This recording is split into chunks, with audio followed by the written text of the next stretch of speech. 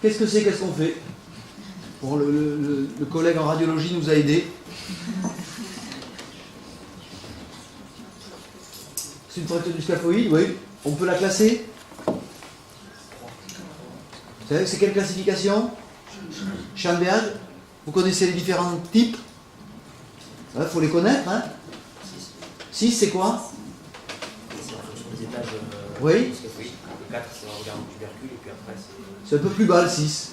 Voilà. 6 qui est bizarre. 1, 2, c'est quoi? Paul Paul proximal, d'accord.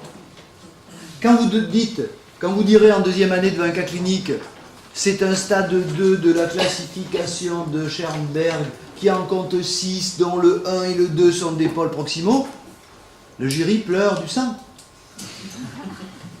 Car vous avez livré en une grande phrase plein de données.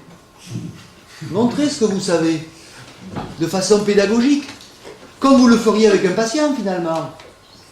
Alors si vous dites à un patient, vous avez une fracture de stade 3, comme le dit M. Schoenberg, avec 6 types, dont le 1 et le 2, bon, le patient s'en fiche un peu. Mais vous êtes préparé à expliquer, à montrer que vous connaissez le problème et que vous savez ce qui va arriver. C'est quel type là alors? Ouais, allez, d'accord. C'est déplacé ou pas? C'est pas déplacé. Alors, qu'est-ce qu'on peut faire? Traitement orthopédique. C'est quoi le traitement orthopédique d'un scaphoïde? Une manchette en résine. Une machette? Une manchette en résine. Une manchette, d'accord. Une mobilisation antébrachiopalmaire. Pas de coude? Non, pas de coude. Non, aujourd'hui, il n'y a plus besoin de coude, dit-on. Ni de pouce. Ni de pouce, dit-on. C'est démontré. Ça n'est pas parce que, biomécaniquement, sur un cadavre ou des gens sains, quand vous bougez le pouce, ça fait bouger le scaphoïde, hein, ça. Mais c'est pas parce qu'on a ça qu'on peut dire que si on n'immobilise pas le pouce, on perd des chances de consolidation. Vous voyez ces chaînons manquants? Si on vous dit, attention, si vous bougez le pouce, ça fait bouger le scaphoïde. Votre cerveau, il fait le reste. C'est le coup de la tâche aveugle. Votre cerveau fait le reste du travail. Il dit, ah ben, je vais immobiliser le pouce. Mais les gens qui arrivent avec des séries de scaphoïdes où le pouce n'est pas immobilisé n'ont pas plus de pseudarthrose. Donc c'est une chose que le scaphoïde bouge quand on bouge le pouce, ça n'est une autre qu'il faille emmailloter tous nos pouces dans du plâtre quand il y a une fracture du scaphoïde. On l'a fait longtemps, maintenant il n'y a plus besoin de le faire. Combien de temps? Vous partez pour 3 mois, vous dites allez, dans 3 mois. Là par exemple c'est 2 à 3 mois. On part pour 6 semaines, on se revoit au bout de 6 semaines. Vous changez de chaussettes tous les combien? Tous les 6 semaines? Si vous mettez un plâtre, pensez au patient qui est autour. Il aura envie de changer peut-être. Faites-le revenir, rien que parce que c'est un humain qui est comme vous. Des gens chouettes quoi. Donc faites-lui changer au moins une fois. Puis vous allez papoter, ça va alors, ça va, ouais, ça va. On vous dit non, on va pas mettre ça à la consultation, ça va embourber. Non, hein. Mais l'humain il va être content hein, que vous lui changez sa chaussette. Ce qu'on peut discuter quand on part pour 6 mois de manchette antébrachio-palmaire, c'est est-ce qu'on met une manchette ou on met une orthèse? Vous, si vous aviez une fracture de scaphoïde, vous mettriez une manchette ou une orthèse? Vous mettriez une orthèse. Si vous pensez que le patient est suffisamment docile et on peut lui proposer le marché, vous êtes docile ou pas? Vous allez faire des trucs où vous risquez de retomber sur votre fracture ou pas? Parce que c'est ça qu'on ne veut pas. On peut lui mettre une orthèse si la fracture n'est pas déplacée et qu'on décide de ne pas opérer. Mais il faut effectivement immobiliser 6 semaines. Si on ne voit plus le trait à 6 semaines, qu'est-ce qu'on fait? On continue? Ben non, quand vous voyez plus le trait de fracture, vous continuez à immobiliser. Mais pourquoi faire? Pourquoi on a dit 3 mois? Parce que des fois, 6 semaines, on voit toujours le trait. Et à 6 semaines, qu'est-ce qu'il faut dire au patient? Il faut dire, alors, vous êtes reparti pour 6 semaines de chaussettes? Oui, non, moi, je perds tous mes clients, là. Donc à 6 semaines, si on voit toujours le trait, on peut repartir pour 6 semaines, ou bien on peut décider d'opérer, si on voit toujours le trait. Mais si à 6 semaines, on ne voit plus le trait, à 6 semaines, vous pensez qu'on va le voir, le trait? Ben non. Vous allez l'immobiliser 6 semaines de plus? Ben non. C'est ça. Le traitement orthopédique d'une fracture de scaphoïde, c'est pas on vous coule dans le plâtre pour 22 ans, hein? Ah, c'est fini, ça. Donc quand on a dit, ouais, on va opérer les fractures de scaphoïde, Ça va aller plus vite? C'est sûr que quand on partait pour 3 mois avec des ABP et colonnes, oui, c'est sûr. C'est pas ça le traitement de la fracture du scaphoïde, traitement orthopédique. Dias a bien montré que l'intérêt d'opérer les fractures du scaphoïde, c'est quoi? Non déplacés. C'est quoi? C'est les travailleurs manuels. Ils font moins perdre d'argent. Parce qu'ils retournent plus vite au boulot. Très bien. Mais un sédentaire, c'est pas prouvé. C'est quoi le risque d'opérer un scaphoïde? Et pourquoi il y a un risque? On peut, oui, il sera un petit peu raide, oui, un scaphoïde opéré est un peu plus raide, c'est vrai. Et d'autant qu'on le fait par voie dorsale. Mais surtout, quelle est la problématique du scaphoïde? Comment? Mais c'est un os très complexe. On n'a pas 36 chemins pour mettre une vis au milieu.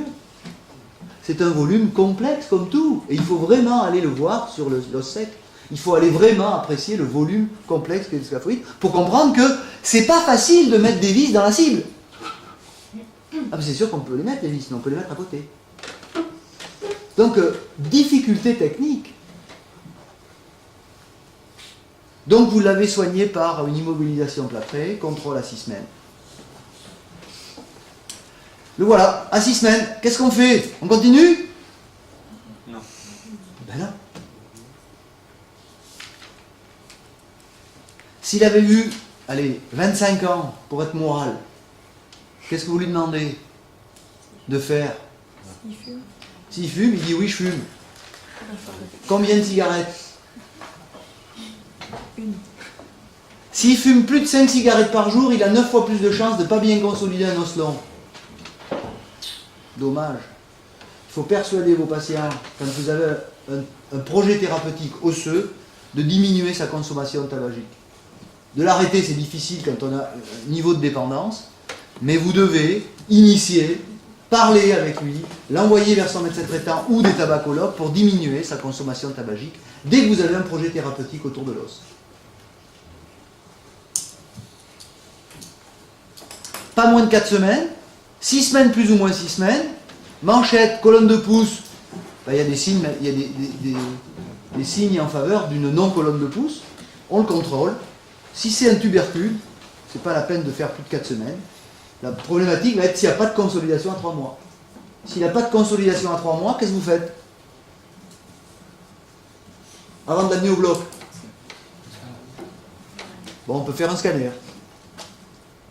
Vérifier s'il a arrêté de fumer. Il faut vérifier les paramètres biologiques, vitamine D, certaines carences en vitamine C. Il faut un tout petit peu préparer son opération, qu'on ne soit pas le spécialiste des opérations qui ratent.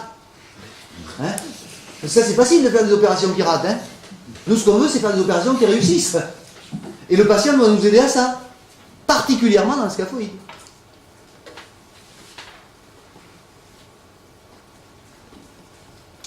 Le traitement chirurgical, vous le savez, c'est toujours si elle est déplacée ou toujours si le pôle proximal est cassé. Le problème n'est pas de mettre des vis ou des broches, le problème est de tenir. Et idéalement avec 2 systèmes. 2 vis, une broche, une vis, 2 vis. Parce que une seule vis, c'est jamais mieux que 2. Un seul truc, ça tourne. 2, ça tourne pas. Ce qu'on veut, c'est que ce soit stable. Donc il vaut presque mieux mettre 2 petites broches filetées coupées au ras qu'une grosse vis au mauvais endroit. Donc soyez sûr de votre fixation. Vous pouvez mettre des vis, mais l'idée c'est de bien fixer. Il y a une technique pour mettre en percutané, c'est de se mettre en hyperextension et en inclinaison lunaire, c'est dans cette position que vous allongez au maximum le scaphoïde. Il est dans sa plus grande longueur. Faites des clichés de face, de profil, tracez sur la peau l'axe du scaphoïde et positionnez une broche sur la peau pour vous dire « Ah ok, il faut que je mette ma broche de vis filetée comme ça. » Ah ouais, parce que de face, on aura une ligne comme ça. De face, mon scaphoïde, il est à peu près comme ça. Puis de profil, il est comme ça. Donc il faut arriver avec une broche inclinée dans les 2 plans. Voilà pourquoi c'est difficile. Car on n'a qu'une image planique. et c'est un petit haricot tordu. Donc il faut aller s'entraîner. On peut traiter tout cela par voie dorsale, plutôt quand c'est un pôle proximal, par voie palmaire, et puis on peut mettre des greffes quand il y a effectivement un défect, mais les greffes, ce sera surtout pour les problèmes de non-consolidation. C'est un volume complexe à analyser, et effectivement on va l'accuser de nécroser. Je vous ai dit ce que j'en pensais. Quand c'est qu'on va opérer, quand c'est déplacé, ben, il y a un moyen simple, c'est quand on voit la fracture sur les 4 incidences. Face, profil de 3/4, si je vois la fracture, c'est qu'elle est déplacée. Si elle est déplacée, je vais avoir besoin de réduire. Je me prépare à ouvrir en antérieur. Il faut avoir cette classification en tête. Et c'est pas parce qu'on a une fracture du scaphoïde qu'on n'a pas de lésion du ligament scapho-lunaire.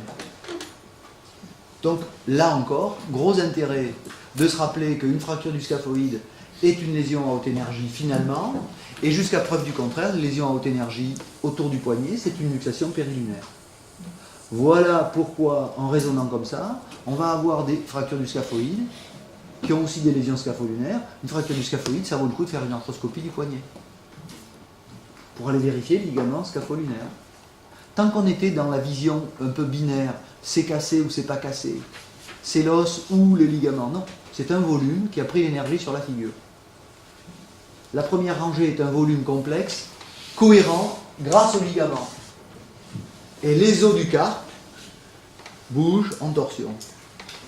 On peut très bien avoir une fracture du scaphoïde et une lésion du ligament scapho-lunaire. C'est une luxation périlunaire avortée.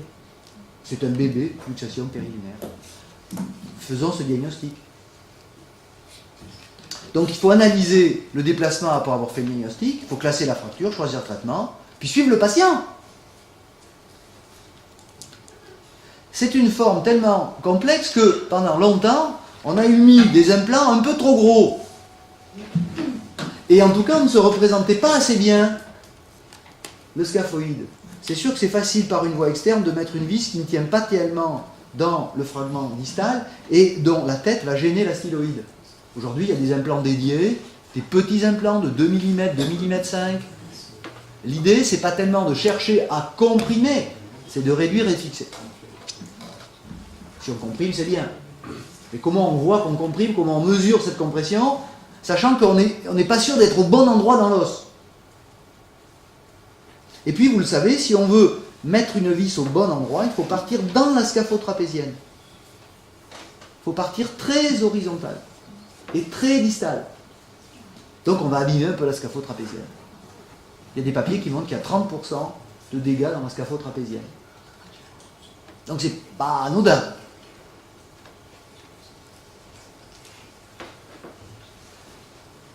Qu'est-ce que c'est? Qu'est-ce qu'on fait?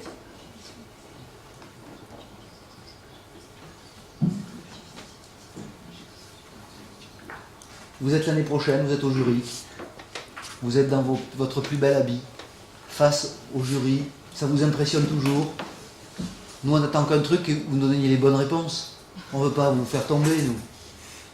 On attend ça, que vous nous donniez les bonnes réponses. Alors, c'est quoi les bonnes réponses? C'est quoi? Qu'est-ce que c'est? Alors, comment ça pourrait se passer le jour du DU? Sur cette radiographie de face du poignet, on voit une solution de continuité au niveau du pôle proximal du scaphoïde. Là, le jury, il vacille déjà. Formidable. Quel type? 2. Vous voyez, si vous arrivez, vous êtes dans votre fauteuil, puis vous dites 2. Type 2. Le jury, merde, il dit, zut, il va falloir... Il s'agit d'un type 2, car le trait de fracture intéresse plutôt le proximal, dans cette classification de Schoenberg, qui en compte 6. Vous voyez comment rassurer le jury, quoi. Puis surtout, vous dites ce que vous savez. Par contre, il faut être sûr de ce qu'on sait. Si vous dites dans cette classification de Schoenberg qui en compte 3, c'est fini. Le jury n'écoute plus, là. Donc, parlez, tant que vous parlez, le jury ne vous interrompt pas. Si vous ne dites rien, vous appelez le mal. Parlez le jour d'un examen. On est là pour vous. Parlez. Donnez-nous votre science.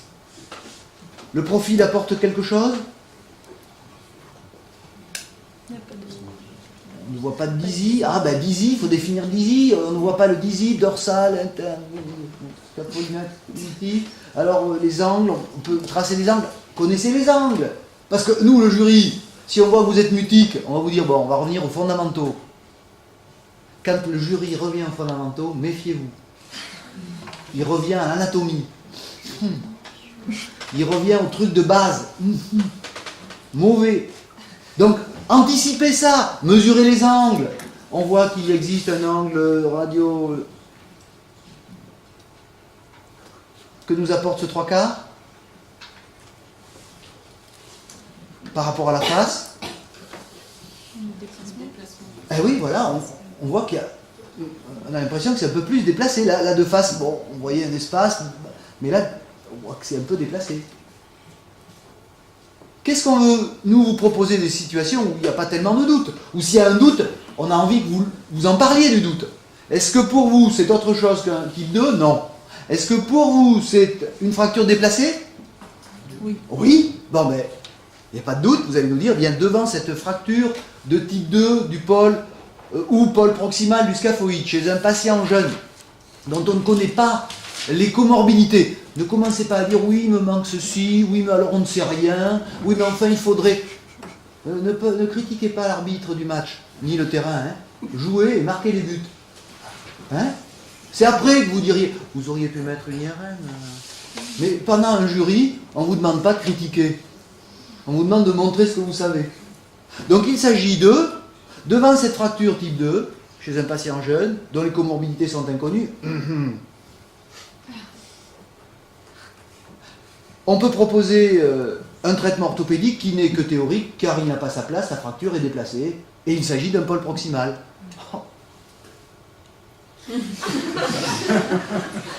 On va donc proposer un traitement chirurgical, en ambulatoire, sous anesthésie loco-régionale, en ayant éliminé des allergies. N'allez pas trop loin dans le versant médical. Vous n'êtes plus étudiant en médecine. Et certaines, des fois, oublient. Alors, ils disent, oui, on va calmer la douleur, on va... Oui, d'accord, ok, pas entendu. Et là, on a un DU de chirurgie dans la main. Donc, ne vous égarez pas. Comment on l'installe? Décubitus dorsal, garrot pneumatique au milieu des masses musculaires, en ayant vidé le membre 3 minutes, et en pressant le membre jusqu'au M veineux. 2 publications. Pas plus de 250 mm de mercure.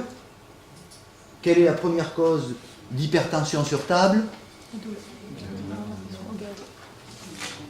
L'envie de faire pipi. Donc vous faites faire pipi à tous vos patients, puis vous n'aurez pas un garrot qui ne sert à rien. Poursuivons. Voie d'abord antérieure ou voie d'abord postérieure? Pôle proximal, on peut faire les deux. Voie antérieure, il faut être sûr d'aller attraper ce machin. Ça peut être difficile. Voie postérieure, inconvénient, raideur. J'ouvre par voie dorsale. Je lève un petit, j'écarte, je passe dans le compartiment des extenseurs, donc j'ai dû ouvrir une partie du rétinaculum, j'arrive sur la capsule, je fais une brèche que je peux désinsérer sur le radius, j'ouvre ma capsule par un lambeau à base distale par exemple, je vois mon interligne scapho-lunaire, ah ben tiens j'ai vu mon ligament scapho-lunaire comme ça, puis je vais réduire sous contrôle de la vue en pensant bien que mon scaphoïde est vers le pouce, donc il va falloir que j'envoie ma broche là-bas. Inconvénient, je ne pourrais pas faire de face car ma broche me gêne. Je peux aussi faire à côté d'un traitement à ciel ouvert, un traitement sous arthroscopie. Je m'installe, je dis par où je rentre, je vois ma fracture et je vais stabiliser ma fracture. Voilà ce qu'on attend de vous le jour d'un examen oral. Donc il faut beaucoup s'entraîner. Et tous les cas cliniques qu'on montre là, c'est des situations que vous pouvez répéter.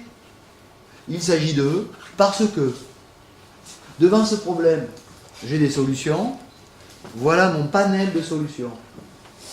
La première, la plus simple, la moins agressive, le traitement, ben, il n'a pas sa place.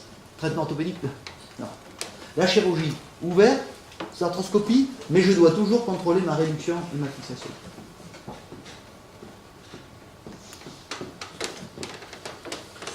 L'inconvénient d'une voie dorsale, c'est qu'on voit bien, mais vous voyez, on a amoché un petit peu le cartilage, bon. Et puis, vous voyez la zone de réduction. Il ne faut pas trop comprimer pour aplatir la tête du champignon sur le pied du champignon. Il faut être mesuré.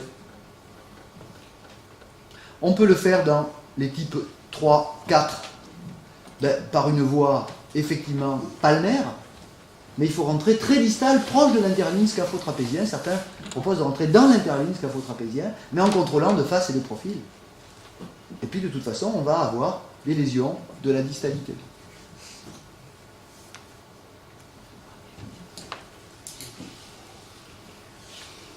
Un jeune garçon qui pratique du sport, je vous explique que c'est un bon niveau, et il a cette fracture du scaphoïde. Quelle est la particularité de cette fracture? Il existe une comminution. Qu'est-ce que ça pose comme problème technique?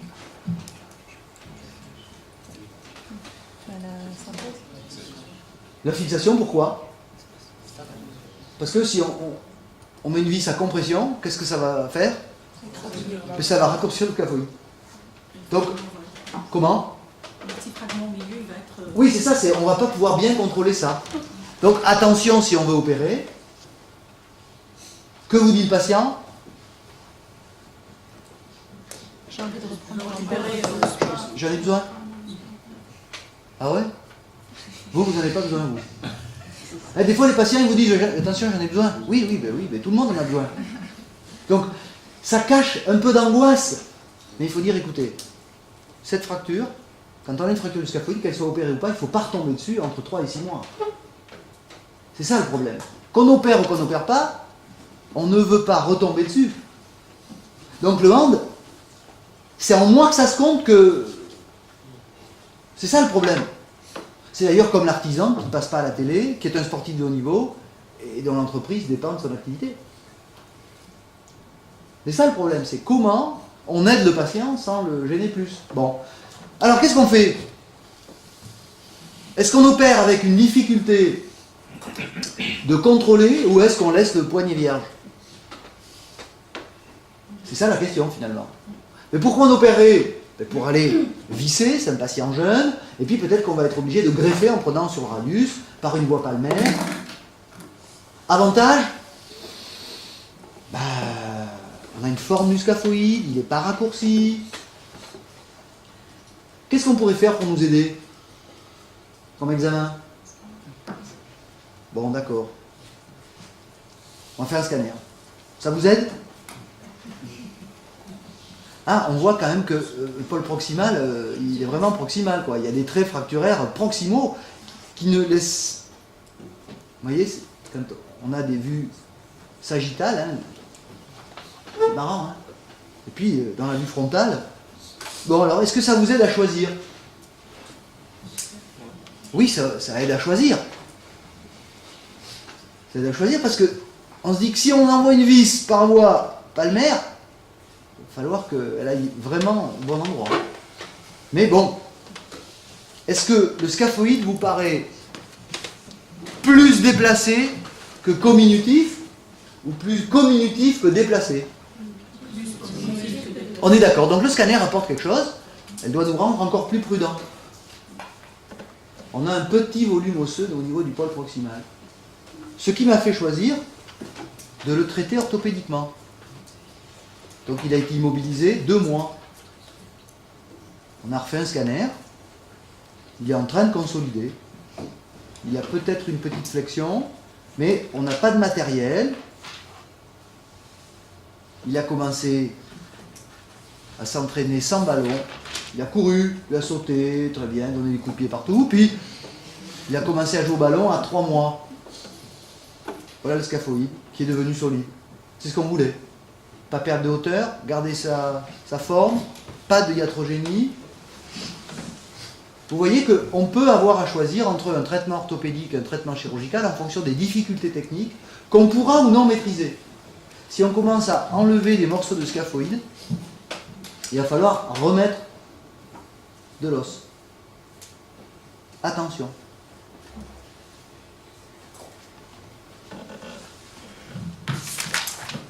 Dernier dossier.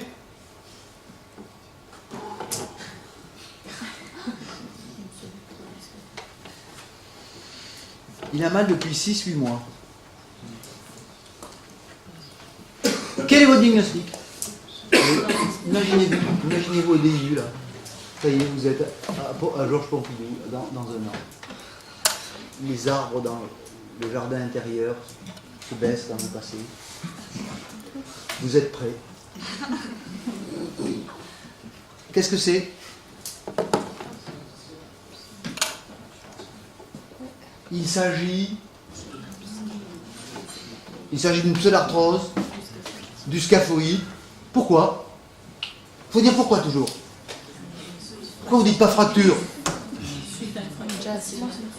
Alors oui, il y a peut-être une fracture fasciale là-dessus, mais pourquoi vous ne dites pas fracture du scaphoïde? Oui, mais ça, il a peut-être mal pour d'autres raisons. C'est toujours pas consolidé au bout de 6 mois. Alors pourquoi vous dites que c'est une pseudarthrose? Solution de continuité. Bon, d'accord, il y a comme une fracture, mais c'est plus qu'une fracture. Il y a une solution de continuité, mais c'est un peu corticalisé, oui, surtout. Il y a un aspect pommelé. Et puis surtout, il y a une conséquence de la pseudarthrose. Il y a une petite note arthrosique de cette styloïde. Donc c'est très petit, mais il y a un élargissement du foyer de fracture, il y a un aspect pommelé, il y a une condensation des berges. Ça n'est pas une fracture, c'est une pseudarthrose. Un jury malveillant pourrait vous dire, mais vous êtes sûr que ce n'est pas une fracture? Quand le jury vous dit, vous êtes sûr, attention, c'est... Ah oui, il faut l'écouter, le jury. Il est là pour vous aider. Mais il y a des jurys malveillants. Des fois, il vous dit, le jury, vous êtes sûr? En fait, c'est pour vous énerver. Soyez sûr de vous. Ah, vous avez vu que c'était pas une fracture, c'est une pseudarthrose. Très bien. Bon, ben alors, pseudarthrose. C'est une pseudarthrose. Classification. Il y a des classifications des pseudarthroses du scaphoïde? Si, il faut connaître. Il y a la classification d'Alno, il y a la classification de la Softcote qui reprend celle de M. Alno. Enfin, il faut connaître ça pour savoir, en fait, c'est quoi l'important de savoir dans les pseudarthroses? Quels sont les deux trucs à savoir ou à avoir en tête comme autre problème? Oui, le niveau. Le niveau, ouais, effectivement. Comme la fracture. Où est-ce que c'est? Est-ce que c'est un pôle proximal et on va peut-être devoir enlever le pôle proximal? Est-ce que c'est plus bas? Ok, ensuite, qu'est-ce qu'il y a comme question à se poser? Comment? Est-ce qu'elle est serrée ou pas? Oui, effectivement. Parce que si elle est serrée, le patient peut ne pas avoir mal, on peut discuter de ne pas l'opérer. Quoi d'autre? Comment on fait pour savoir si elle est serrée ou pas? On peut faire des clichés dynamiques, il y a des équipes qui le font. Théoriquement, dans une pseudarthrose, ça va bouger. Quoi d'autre? Quels sont les deux paramètres importants pour dire, voilà, on va faire ça? Bon, alors au-delà de la situation du trait... Les complications? Comment? L'évolution? Oui, c'est-à-dire? C'est un début d'arthrose ou pas? Bien sûr. Si mon articulation radio-carpienne est déjà arthrosique, je ne peux plus garder le scaphoïde en pensant que ça va aller bien. C'est déjà au stade des conséquences de la pseudarthrose. On est déjà à un stade de SNAC. Scaphoïde non-union advanced collapse. On est déjà à un stade où on aura beau réparer la pseudarthrose, ça ne va pas enlever l'arthrose. Donc il ne faut peut-être pas réparer la pseudarthrose. Donc, troisième élément important, y a-t-il de l'arthrose quelque part? Quatrième notion, dont on a déjà parlé.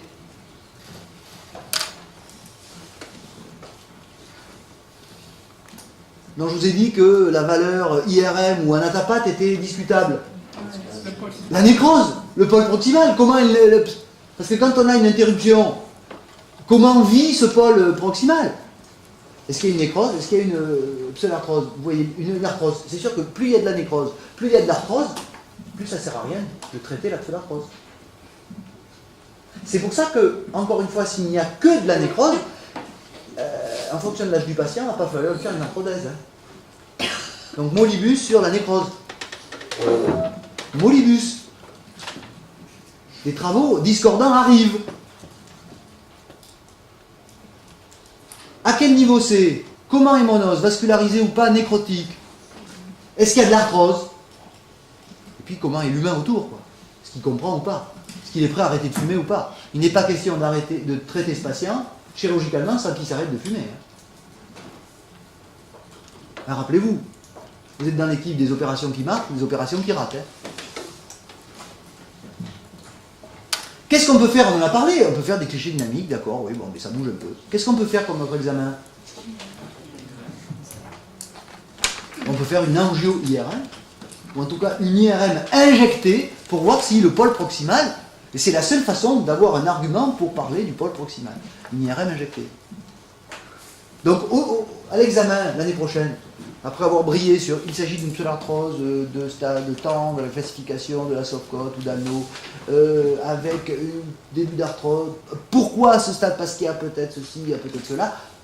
Les traitements sont, si le patient refuse de faire opérer, non, mais enfin c'est un patient jeune, on va décider finalement de négliger le début d'arthrose, mais avec un examen arthro, IRM, ou une IRM, on peut déjà avoir une idée aussi de l'arthrose.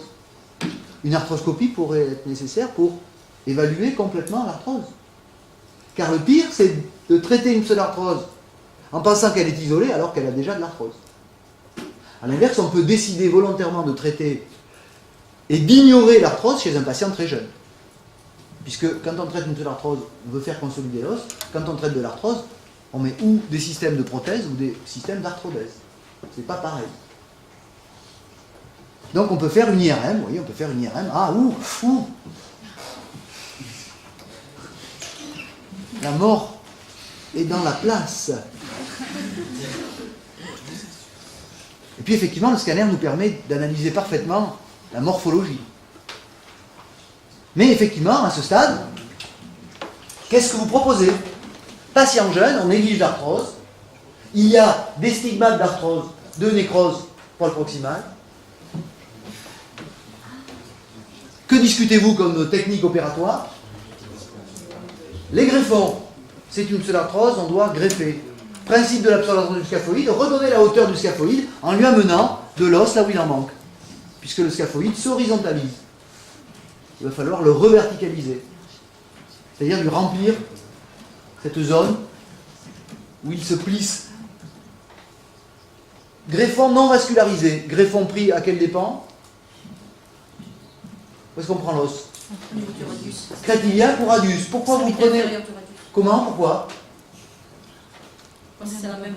Pourquoi d'abord? C'est vrai que c'est pratique. Il n'y en a pas beaucoup. Il n'y en a pas beaucoup. Ah oui, elle a raison, il n'y en a pas beaucoup. On a besoin de beaucoup là? Non. Non. En termes de qualité, Il est bien. le radius c'est bon? Ouais.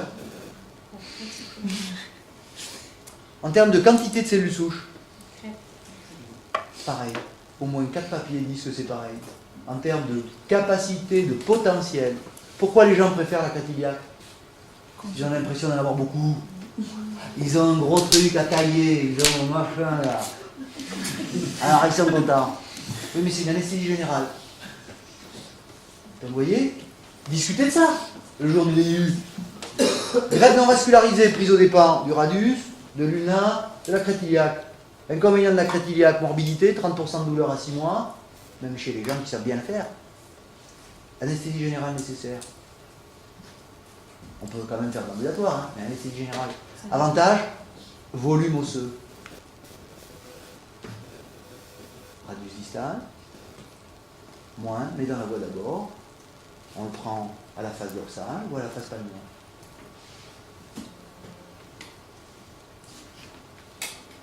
Mathyrus, c'était un greffon corticospongieux qu'on encastrait dans une tranchée qu'on avait fait du scaphoïde, et là, véritablement, ça marchait. C'est sûr que rien ne bougeait après ça.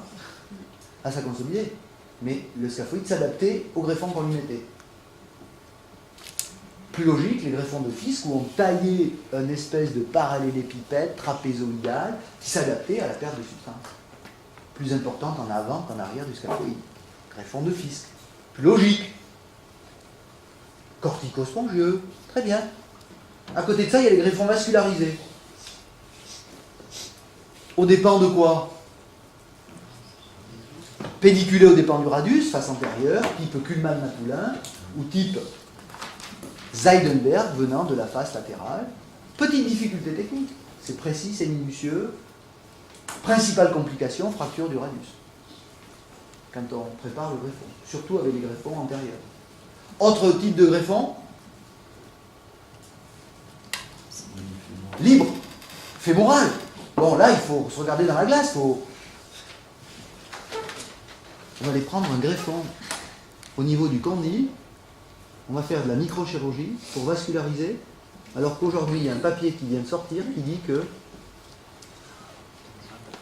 même en cas de nécrose du col proximal, le greffon vascularisé doit être rare. Ça promet de jolis congrès, ça.